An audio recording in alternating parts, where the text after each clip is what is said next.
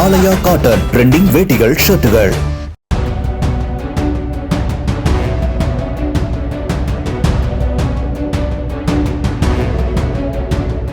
கரூர் பொறியியல் கல்லூரியில் BA 3ஆம் ஆண்டு படித்து வந்தவர் சோனாலி. இதே கல்லூரியில் படித்தவர் உதயகுமார்.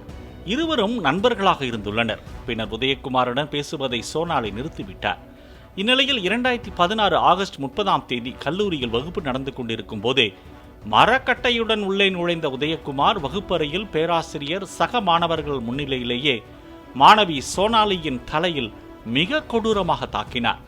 இதில் பலத்த காயமடைந்த மாணவி மருத்துவமனையில் அனுமதிக்கப்பட்டு சிகிச்சை பலனின்றி உயிரிழந்தார்.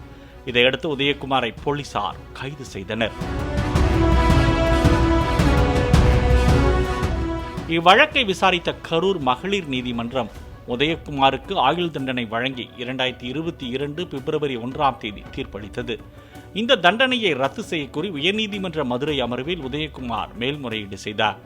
இம்மனுவை நீதிபதிகள் ஆனந்த் வெங்கடேஷ், KK ராமகிருஷ்ணன் அமர்வு விசாரித்தது.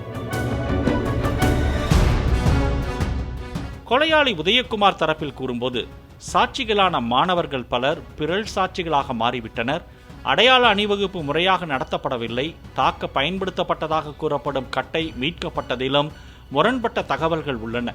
ஆகவே சந்தேகத்தின் பலனை மனுதாரருக்கு சாதகமாக ஏற்க வேண்டும் என தெரிவிக்கப்பட்டது. மேல்முறையீட்டை தள்ளுபடி செய்ய வேண்டும் என்ற அரசு தரப்பின் விளக்கத்தையும் பதிவு செய்து கொண்ட நீதிபதிகள், இந்த வழக்கு மிகவும் துரதிருஷ்டவசமானது, பழகுவதை நிறுத்தும் பெண்ணை கொலை செய்வது நியாயமான செயல் என நினைக்கும் போக்கு சமீப காலங்களில் அதிகரித்து வருகிறது. மனுதாரரின் கொடூரமான செயலால் பெரிய கனவுகளுடன் வாழ்ந்த ஒரு பெண்ணின் உயிர் பறிபோய்விட்டது. சம்பவத்தை நேரில் பார்த்ததாக கூறப்பட்ட மாணவர்கள் பலர் பிறழ் சாட்சிகளாக மாறியிருக்கின்றனர்.